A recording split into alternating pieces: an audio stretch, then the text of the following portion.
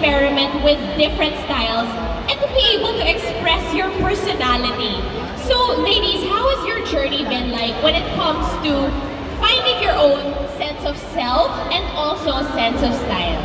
Maybe let's start with Yana as the stylist. Me? Yes. Can you guys hear me? Yes, we can. I have always been a fan of shimmer, as you can see. As Di you can halata. tell. As you can tell. Di halata. Like, I like a good glitter dress. I like a bold print. So, I think for me, figuring out my personal style has been a lot about accepting that maybe what I like is not what everybody else likes, right? Okay. So, because for those that don't know, Yana is one of the top Max fashion editors. O, diba? Claim it! Claim it, girl! Diba? So, ang nangyayari, when you're dressing kasi, when you're dressing a client or for a photo shoot, hindi pwedeng yung ano lang yung gusto mo. Parang kailangan mo isipin kung sino yung binibihisan mo. I'm sure nakaka-relate si Pam. Pam, what do you think? Yes, super. So Bea, as you can see, is one of the people we have a really good styling relationship with. And while we both respect each other's style, it's so important that when we talk about what we want to do with her fashion, it speaks to who she is, but we're just elevating it. Okay. So we're just adding what I know in terms of proportion, Refining it na lang. exactly, Very color. collaborative. Yes, I she love has that. to. At the end of the day, as a stylist, you can't force people to wear anything they will never be comfortable with or in, because it's gonna show. They're gonna fidget, hindi komportable, they just don't feel good. So, if siya yung magsusuot, it's a collaborative process. She has to understand what she's wearing and she has to own it. So, it's like that. Yeah, ako naman, yung sense of style ko has always been influenced by the characters that I do. Sa characters mo nakukuha. Or vice versa. Na-influence. Kahit kasi kahit yung personal life ko, Oo. also affects the characters that I do and affects my job as well. That is what is authentic to me.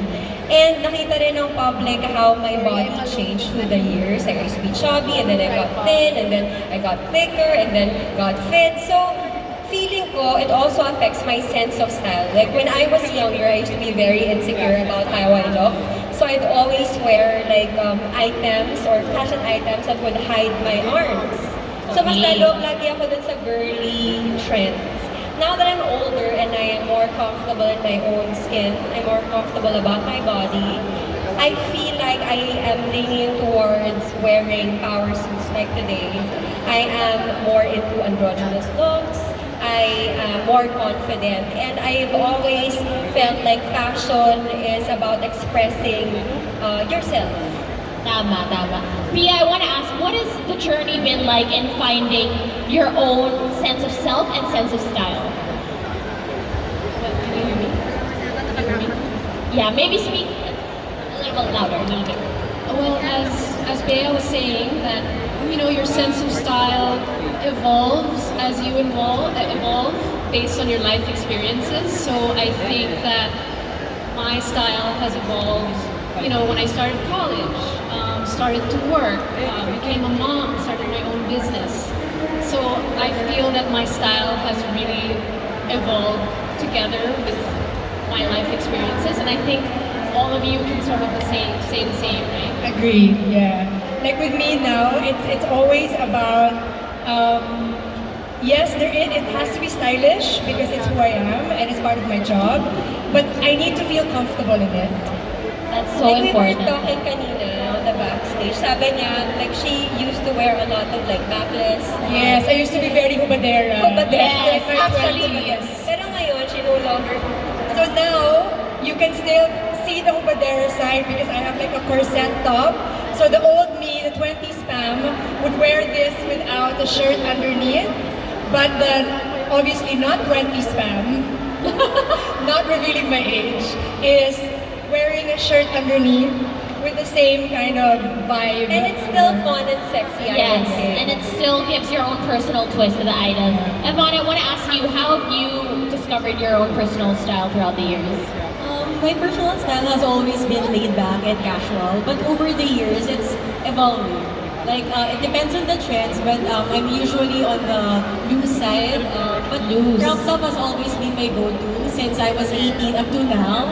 Even if, you just have to love what you're wearing and you have to be confident in it. It doesn't really matter what era you're wearing or what trend you're wearing, but it's really like how you express yourself. Like, So what true. is- Okay, so actually Pia mentioned kanina na, how she used to dress in college is now different how she dresses now, right, as a mom. Ladies, if you guys could go back to your 18-year-old self, how would you style yourself knowing what you know now? Okay, let's start with, sige, Pia, you start. Well, at 18, I was smack in the middle of my freshman year of college, so it was sweats for the cold weather. And you know what? I would style myself no other way, because I think the way you look back at how you dress is what you were experiencing. It's almost like a throwback. It's like when you listen to a Throwback. song.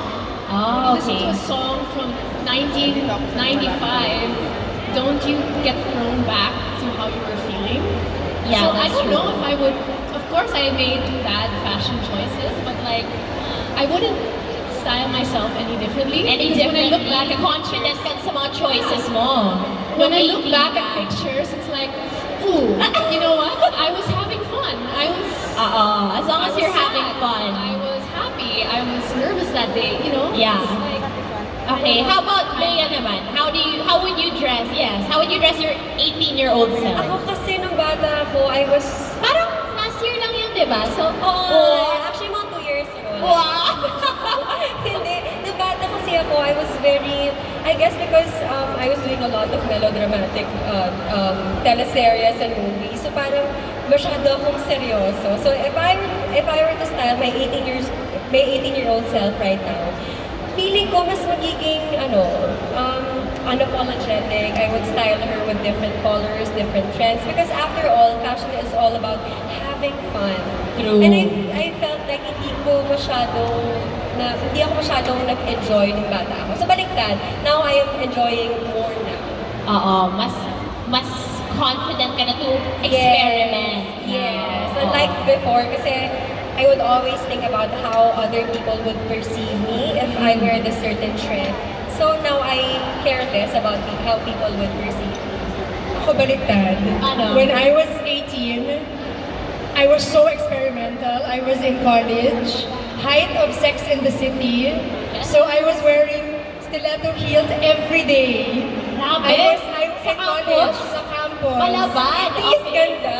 Super. So the idea of tiis ganda in fashion has always been with me. So kind of baliktad kasi during the time, I was always about, parang na-awaken sa akin yung idea of fashion. So I wanted to keep experimenting in the fashion sphere. So from heels to like bangles, name it. More I've is done more. More is more. Dati, okay. And then now, I think I've tapered down to what really is essential. Okay. Because I've experimented so much, now I get what I really want and what works for me. So I think my fashion training was really from my own experiences. Okay, so speaking of medyo throwback, pero huwag na tayo mag-reveal ng age, parang yesterday lang naman. When a time, can you guys bring us back to a time when fashion was not as accessible as it is today? How has that been like for you? Let's start with Yana. When I was growing up, the only source of fashion and inspiration that we had was magazines, like print magazines. So at a certain age, I was begging my mom to buy me magazines, like at National Bookstore or at the grocery checkout, because that was all we had, right? But now I feel like you click, exactly, it's everywhere. Like you click a button, you have a style bag, you go on Pinterest, you know what you want to wear. So I feel like the trend cycle now is also so much faster.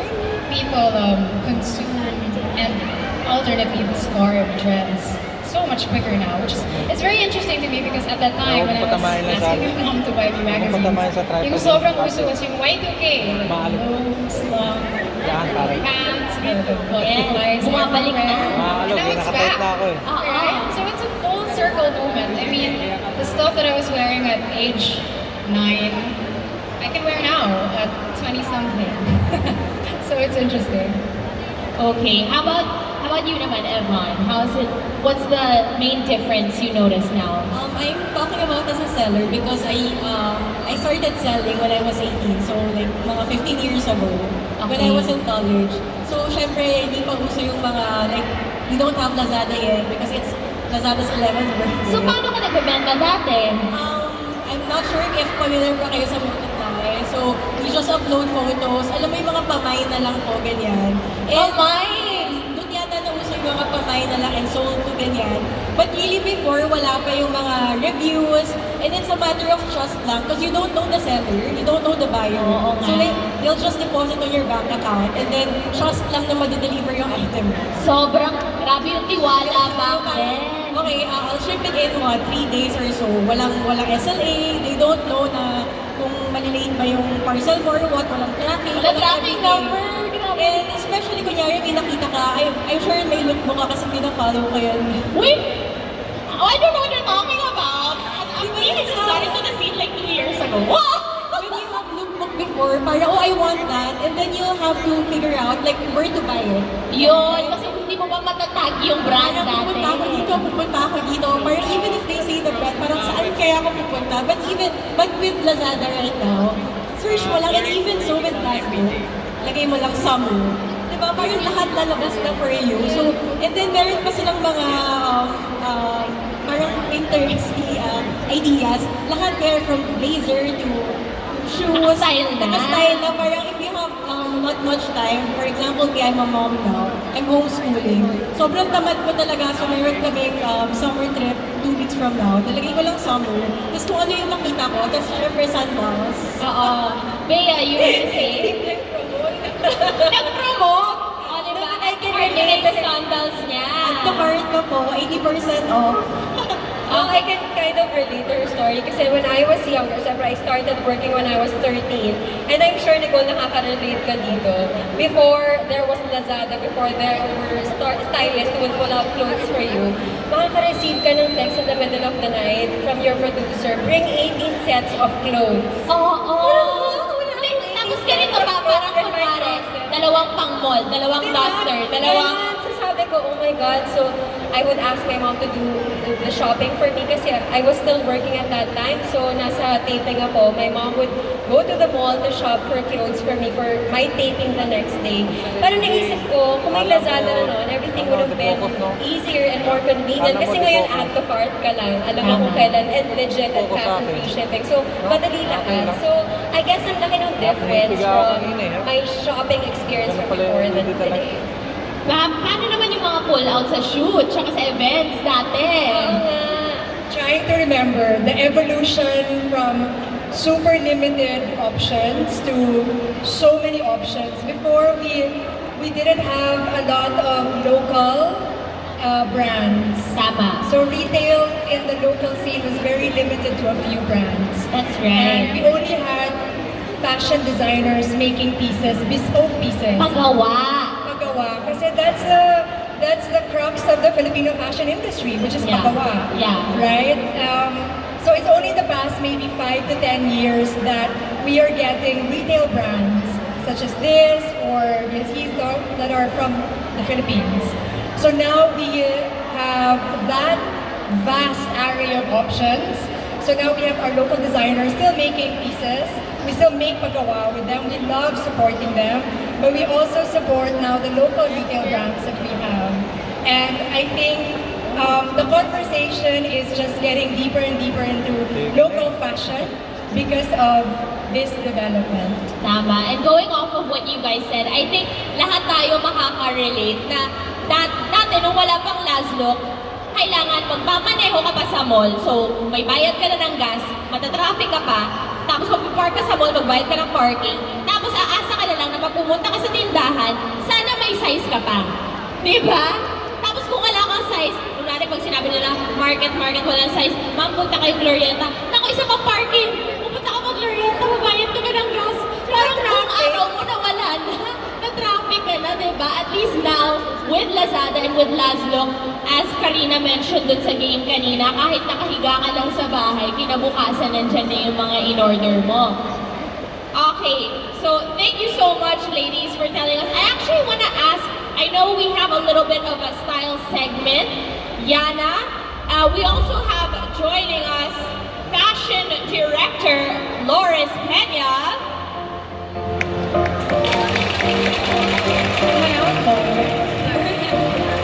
Alright, so Loris and Yana are gonna explain to us some style looks that you guys put together. So, ladies, let's see what you guys have on with your models. At dahil this 3-3, sagot na namin ang patong-patong na discounts para sa mas pinakamalaking savings, fast and free shipping, and up to 1,000 pesos of cashback offerings. You guys can all just add to cart. Kami na ang bahala sa inyo sa Lazada discounts. When you guys check out ng anong oras? 8 p.m. Tama. O diba? May audience participation pa rin tayo. Alright, Loris and Yana, let's see what you guys came up with your looks. So maybe Loris, let's start with you. Okay. So we're gonna call out our model first to come on stage. The lady in mustard. Alright, so here we have our first model. So actually, this was a styling challenge for me and Yana. We were tasked to do K-pop, Gen Z. Yes, the directive was Gen Z pop. Ito ang Gen Z K-pop look. Okay. So naturally, we had to take cues from groups that we love, like New Jeans. Yes.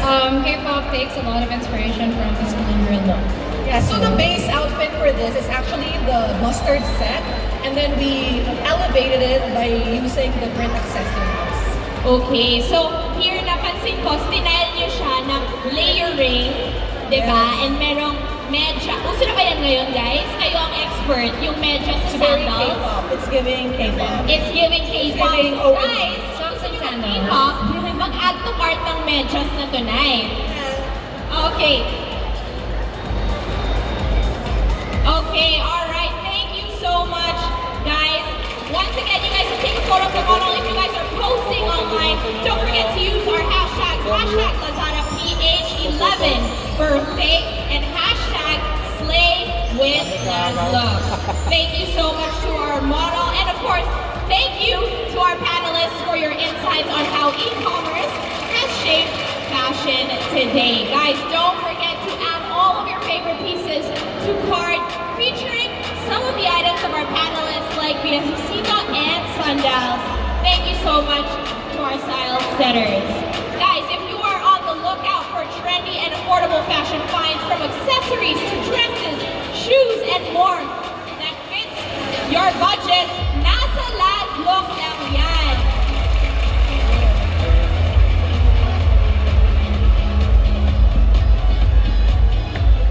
Now guys, as I mentioned, Lazlo is the fashion destination in Lazada that provides you with shopping inspiration and a wide selection of trendy fashion pieces that suit not just your style, but your budget and pocket as well. At syempre, this 3-3, sagot na namin ang patong-patong na discounts para sa mas pinakamalaking savings at fast and free shipping. At hindi lang yan, you guys can get up to 1,000 pesos cashback offerings tonight. Kaya naman, i-add to cart nyo na yan now at kami na ang bahala sa Lazada discounts when you guys check out at 8 p.m. Syempre, kami na din ang bahala sa exciting prizes as we reveal the winners of our Style Stunner Photo Contest. Winners will receive an epic prize from Lazada. Alright guys, are you ready to find out who won? Okay, our style winners are Ses Nimalanta,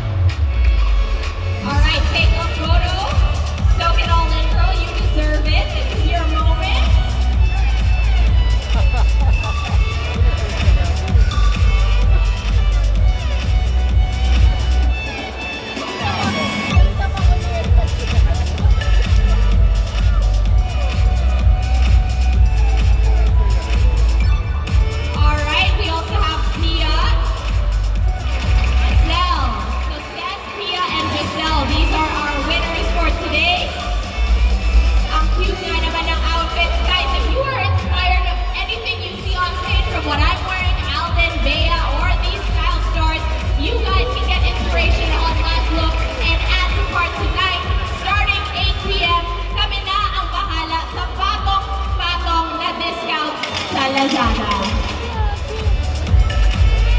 Alright, congratulations ladies. Someone from the Lazada team will be approaching you as you go on stage as you guys claim your prize. Congratulations once again.